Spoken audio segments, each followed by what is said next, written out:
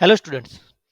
आज हम सीखेंगे आर्टिकल एंड थीसिस के बारे में, जिसमें टॉपिक्स कवर हुए हैं। Meaning of the article, types of the article, where to publish, structure of the article and second thesis. Thesis में meaning and structure of the thesis. तो रिसर्च आर्टिकल्स में meaning.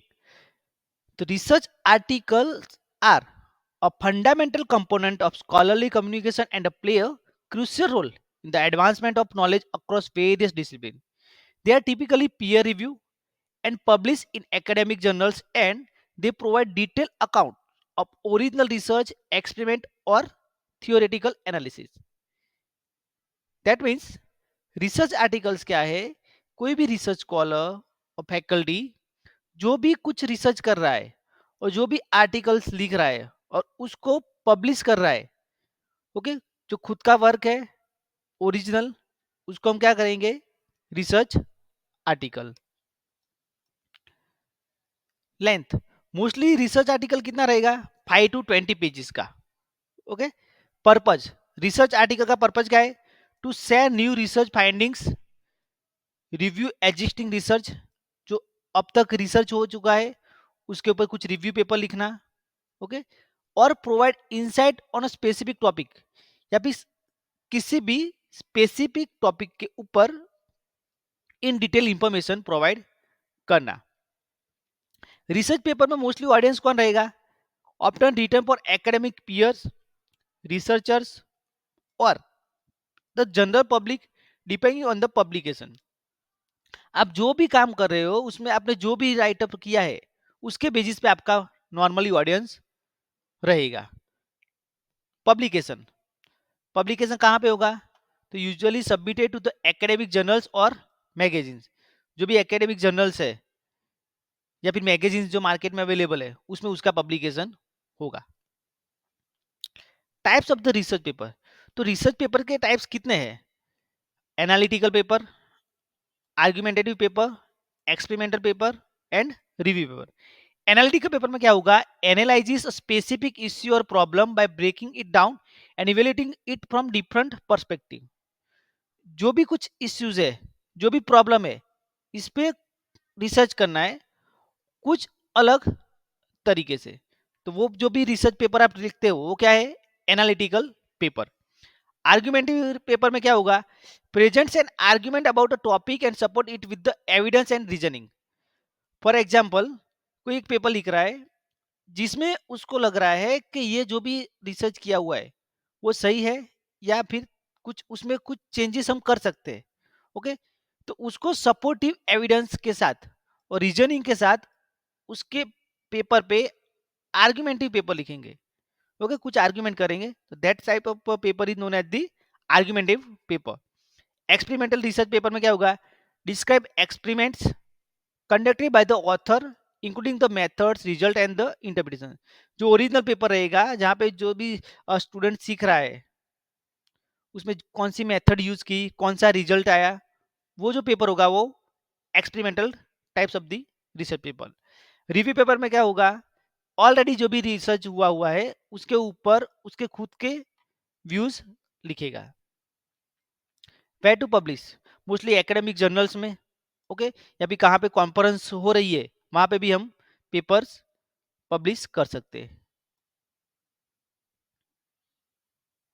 Structure of the research paper, mostly research paper में क्या रहेगा? Abstract आएगा, उसके बाद introduction, कौन सी मेथड्स हमने यूज की है, उसका रिजल्ट्स क्या आया है, discussion, conclusion and the last में रेफरेंसेस। और ये जो हमने सेवन बात की स्ट्रक्चर में, उसमें किस में क्या आ सकता है, क्या आएगा? तो एब्स्ट्रैक्ट में क्या आएगा? मोस्टली जो भी आपने रिसर्च किया है उसकी थोड़ी समरी। और एब्स्ट्रैक्ट का मींस उसमें कौन से टाइप्स के कंटेंट आ सकते हैं? तो जो भी आपके ऑब्जेक्टिव है, मेथड यूज की है, रिजल्ट्स है, कंक्लूजन, उसकी शॉर्ट समरी हमको एब्स्ट्रैक्ट में लिखनी है। इंट्रोडक्शन में introduce research and provide context. जो भी रिसर्च किया है आपने उसके बारे में थोड़ी इंट्रोडक्शन देनी है। उसमें कौन सा आप कंटेंट ऐड करोगे, प्रॉब्लम्स, बैकग्राउंड, ऑब्जेक्टिव्स एंड जो भी लिटरेचर रिव्यू किया है उसके बारे में आप वहाँ पे इंट्रोडक्शन में इंफॉर्मेशन प्रोवाइड करोगे। मेथोडोलॉजी में डिस्क्राइब रिसर्च मेथड्स, ओके, कौन सी मेथड से आपने जो भी डेटा कलेक्ट किया है, ओके, और कौन सी मेथड यूज की है, डायरेक्ट, इनडायरेक्ट, एनालिटिकल, वो सब यहाँ पे लिखना है। उसमें कंटेंट कौन सा आएगा, design, data collection, analysis, procedure, result, जो भी आपने रिसर्च किया है उसके बाद क्या हमको रिजल्ट मिला, फाइंडिंग, वो ऐड करनी है रिजल्ट में। उसमें हम क्या कंटेंट कौन सा हो सकता है, डेटा, टेबल्स, फिगर्स, जो में भी जो मेन रिजल्ट आया हुआ है वो। डिस्कशन, तो डिस्कशन में interpret results and implication, okay, जो भी काम रिसर्च स्टार्ट किया था उसमें जो फाइनल फाइंडिंग आया उसका जो भी रिजल्ट है, ओके, उसको इन फ्यूचर कहाँ पे भी कैसे इम्प्लीमेंट कर सकते हैं उसके बारे में डिस्कशन करना है। वहाँ पे कौन सा कंटेंट आएगा, तो finding, interpretation, literature comparison, limitation, और उसमें फ्यूचर में कौन सा रिसर्च हो सकता है वो। कंक्लूजन, कंक्लूजन में क्या करना है, summarize findings and relevance, then key result summary, conclusion and contribution. Reference में जो भी आपने सोर्सेज यूज किए हैं रिसर्च के लिए, ओके, जो भी बुक्स, रिसर्च पेपर, वो सब यहाँ पे साइट करना है। Okay, list of all references in the chosen format, APA, okay, citation, या फिर चिकागो साइटेशन, जो भी as per the publication rules हमें साइट करना है।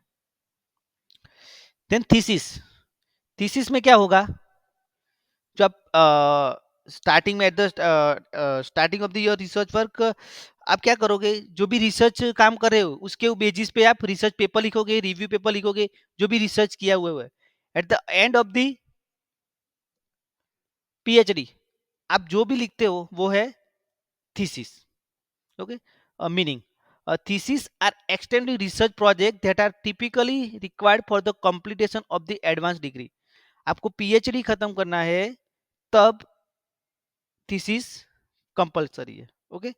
सच एज मास्टर्स और PhD, they provide comprehensive documentation of original research and are often longer and more detailed than journal articles। Thesis कैसा रहेगा, कॉम्प्रिहेंसिव, इन डिटेल जो भी आपने काम किया है वो सब काम आपको यहाँ पे थीसिस में दिखाना है, जो मोस्टली साइज में थोड़ा पेजेस ज़्यादा रहेंगे और डिटेल्ड इंफॉर्मेशन देंगे compare to general article. Length, तो mostly much longer, often ranging from the 50 to 30 and 300 pages. Mostly हम प्रैक्टिकली देखें तो 200 या 300 से ऊपर पेजेस रहेंगे। पर्पज, पर्पज क्या है थीसिस का, to present the author's research and finding as a requirement for the degree, mostly PhD degree के लिए। ऑडियंस, मोस्टली ऑडियंस कौन है, तो primarily academic advisers, examiners and future researchers, okay. जो भी आप थीसिस का प्रिपेयर कर रहे हो वो मोस्टली कौन यूज करेगा, तो जो भी एकेडमिक फील्ड में कनेक्टेड है वो एग्जामिनर्स है, जो भी फ्यूचर में रिसर्च करने वाला है वो थीसिस का यूज कर सकते हैं। सबमिशन, तो सबमिशन कहाँ पे करना है थीसिस का, तो required as a part of the degree program and is often dependent in front of the committee. आप जहाँ पे भी रिसर्च कर रहे हो, ओके, वहां पे आपको थीसिस सबमिट करना है at the end of the program. ये स्ट्रक्चर पहले हमने देखा कि रिसर्च पेपर का कैसा स्ट्रक्चर होता है, ओके। यहाँ पे हम देखेंगे थीसिस का स्ट्रक्चर कैसा रहता है।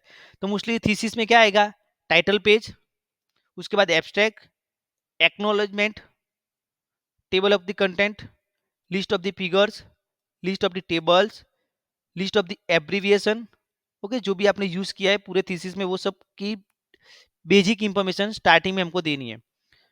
फिर चैप्टर 1 में introduction, literature review, methodology, result, discussion and last conclusion, जो आपका मेन काम रहेगा।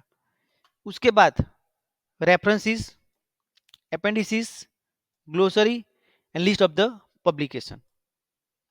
तो इसको हम जो डिटेल में पढ़े, तो टाइटल पेज, टाइटल पेज में क्या कवर करना है, तो थीसिस का टाइटल, ओके, जिस पे आप रिसर्च कर रहे हो वो स्टूडेंट का फुल नेम, डिग्री, डिपार्टमेंट और फैकल्टी जिसके साथ आप बिलोंग्स करते हो, date of the submission and supervisor's name.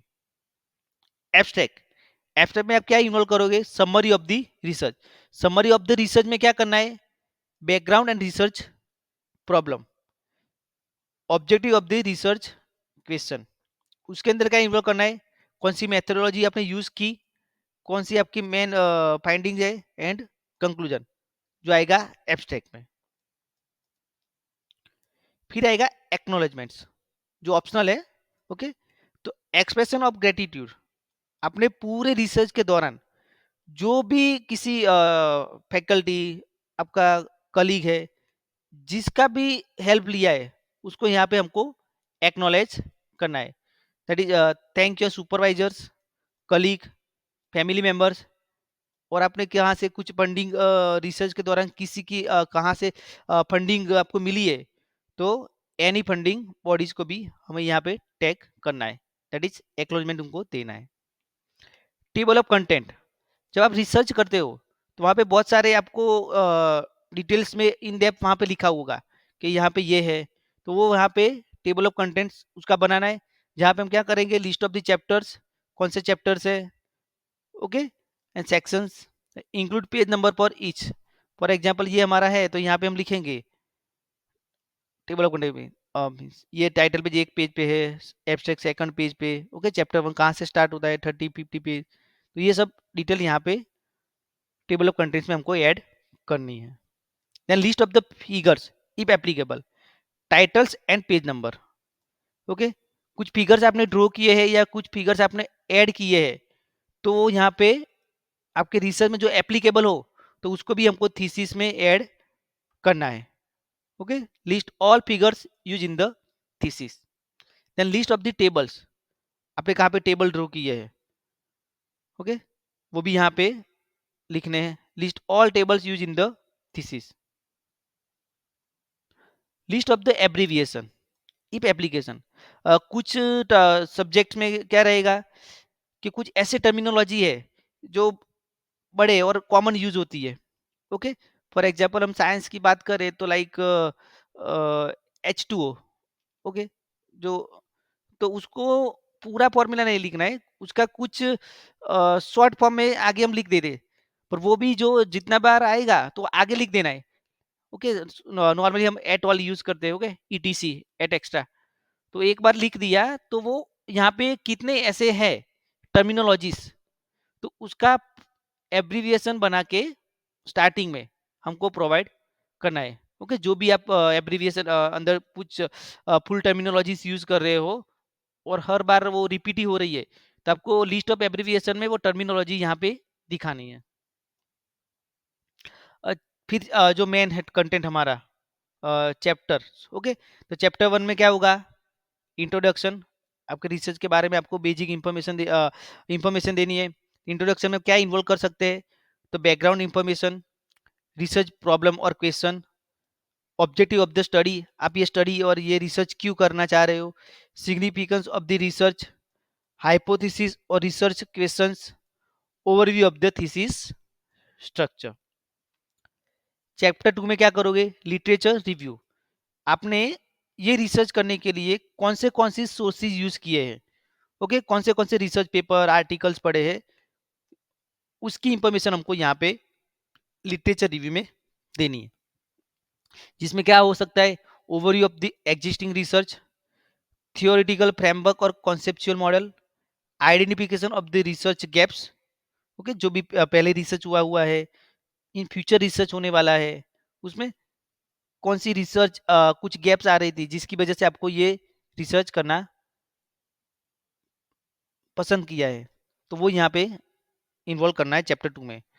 Justification of the study, study से क्या बेनिफिट्स होगा, वो सब यहाँ पे इन्वॉल्व करना है। चैप्टर 3 मेथोडोलॉजी, तो मेथोडोलॉजी में क्या ऐड करना है? रिसर्च डिजाइंस, फिर डेटा कलेक्शन मेथड्स, आप जब भी रिसर्च करोगे तो डेटा कलेक्शन कैसे करोगे, ओके, सर्वे से या एक्सपेरिमेंट से या केस स्टडीज के हिसाब से, जो भी आप इंटरव्यू कुछ भी ऐड कर सकते हो। ओके, वो यहाँ पे लिखना है, जो भी मेथड्स आपने यूज किए वो सभी। देन सैम्पलिंग टेक्निक, कौन से सैंपल्स, कितने सैंपल आप यूज कर रहे हो रिसर्च के लिए। फॉर एग्जांपल 50 कॉलेज या यूनिवर्सिटी पे रिसर्च कर रहे हो तो 50 कॉलेज ली या यूनिवर्सिटी ली। ओके, वो यहाँ पे दिखाना है। कौन से टूल्स यूज करने वाले हो। उसके बाद डेटा आपके पास आता है, उसके बाद डेटा एनालिसिस करने के लिए कौन सी मेथड्स आप यूज कर रहे हो वो लिखना है। और एथिकल कंसिडरेशन। Chapter 4, results. आपने रिसर्च करने के बाद आपका रिजल्ट्स क्या आया वो यहाँ पे हमको ऐड करना है। जहाँ पे presentation of the finding that is use table graphs and charts where applicable. Okay, जब भी आप रिजल्ट आपका रिसर्च का काम बता रहे हो तब लिख मीन्स ये टेबल्स ग्राफ्स और चार्ट्स को इम्प्लीमेंट करके आप प्रेजेंटेशन कर सकते हो। और डिस्क्रिप्टिव स्टैटिस्टिक्स। ओके, जहाँ पे जरूरत मीन्स जहाँ पे लगता है कि यहाँ पे डिस्क्रिप्टिव इंफॉर्मेशन देनी है तो वहाँ पे स्टैटिस्टिकली इंफॉर्मेशन प्रोवाइड करनी है। समराइज की डेटा पॉइंट्स। और चैप्टर 5, डिस्कशन। डिस्कशन में क्या करोगे आप। Interpretation of results, comparison with the previous studies, उसके पहले जो भी स्टडी हुआ है। ओके, उसके बाद आपने जो स्टडी किया है उसमें कौन सी मीन्स सिमिलैरिटी है या फिर कौन सा ऐसा पॉइंट है जो प्रीवियस स्टडी से डिफरेंट है, वो यहाँ पे हमको समझाना है। तो जो भी फाइंडिंग हमारा हुआ है उसको इन फ्यूचर कैसे इंप्लीमेंट कर सकते हैं। ओके, उसके साथ ये भी इंफॉर्मेशन देनी है कि मीन्स जो हमने स्टडी किया है उसकी कौन सी लिमिटेशन भी है। ओके, उसके पॉजिटिव पॉइंट्स कौन से हैं, नेगेटिव पॉइंट्स कौन से हैं, वो भी हमको यहाँ पे लिखना है इम्प्लीकेशन एंड लिमिटेशन में। फिर suggestion for the future research. आप जब भी रिसर्च काम कर रहे हो तब आपने देखा होगा कि मीन्स ये काम करने के टाइम पे ये कुछ क्वेरीज आई। ओके, ये ऐसे मीन्स उसका सॉल्यूशन कैसा है। तो वो मीन्स फ्यूचर में आपने जो भी रिजल्ट रिसर्च खत्म किया उसके बाद eight the end of the research उसमें क्या एक्सपांड हो सकता है। ओके, तो वो यहाँ पे लिखना है कि इन फ्यूचर सेम टॉपिक पे दूसरा ऐसा कुछ रिसर्च भी हम इन फ्यूचर कर सकते हैं। और चैप्टर 5, कंक्लूजन। कंक्लूजन में क्या करोगे, आपने जो भी पूरा रिसर्च किया है उसका फाइनल सॉल्यूशन क्या आया वो यहाँ पे लिखना है। जिसमें कौन से पॉइंट आएंगे। Summary of the key finding, restatement of the research problem, implications of the research, final thoughts and the recommendation, आपको जो भी लग रहा है वो। Reference bibliography. रेफरेंस बिब्लियोग्राफी में क्या करना है कि आपने पूरे रिसर्च दौरान कौन से मटेरियल यूज किया है, कोई कौन सी बुक्स पढ़ी है, कौन से आर्टिकल्स आपने रेफरेंस के लिए यूज किए, वो सभी सोर्सेस यहाँ पे हमको साइट करने हैं। That is list all sources cited in the thesis. Follow a specific citation style. Okay, जहाँ पे एपीए एमएलए चिकागो जो इसके हिसाब से हमको साइटेशन ऐड करने हैं। फिर अपेंडिसिस, इफ एप्लीकेबल। आप जब भी रिसर्च कर रहे हो और आपको लगता है कि ये रिसर्च दौरान जो भी काम किया उसमें दूसरे कुछ पॉइंट्स भी है, दूसरे कुछ रिसोर्सेज भी है जो आपने यूज किए हैं, तो वो यहाँ पे अपेंडिसिस का चैप्टर ऐड करके वो सोर्सेज आप यहाँ पे दिखा सकते हो। तो दैट इज सप्लीमेंट्री मटेरियल जो भी यूज किया है। Okay, list all sources cited in the thesis, include raw data. इसमें क्या इन्वॉल्व सकते हैं, जो भी रो डेटा यूज किया है, कुछ क्वेश्चनरी आपने प्रिपेयर की है। ओके, डिटेल मेथोडोलॉजी और एडिशनल एक्सप्लेनेशन जो लास्ट में अपेंडिक्स में हम ऐड कर सकते हैं। ग्लोसरी। ओके, कुछ ऐसे टेक्निकल टर्मिनोलॉजी हो या फिर कुछ ऐसे वोकाबलरी हो। ओके, उसको भी हम eight the end of the research add कर सकते हो। तो जो भी थीसिस पढ़ रहा है तो उसको पढ़ने में कुछ तकलीफ हो तो वो लाइक ग्लोसरी में से उसका सॉल्यूशन वहां से ही ले पाएगा। लिस्ट ऑफ द पब्लिकेशन, ये ऑप्शनल रहेगा। ओके, जब भी आप रिसर्च कर रहे हो, थीसिस सबमिट कर रहे हो, तो ये भी आप eight the end of the thesis add कर सकते हो। ओके, ये ऑप्शनल है, कंपलसरी नहीं है, लेकिन आपने जो भी रिसर्च कर रहे हो। ओके, तो अभी अब तो हमारे यहाँ पे ऐसा है कि आपको during the research minimum 2 papers publish करने हैं। ओके, आप सब्जेक्ट रिलेटेड, तो आप जो भी पब्लिकेशन आपने रिसर्च के दौरान पब्लिश किया है, जो भी आर्टिकल पब्लिश किए, रिसर्च पेपर पब्लिश किए, वो सभी यहाँ पे आप ऐड कर सकते हो। ओके, जो रिसर्च के रिलेटेड हो। तो list any publication you are author that are related to your thesis. Thank you.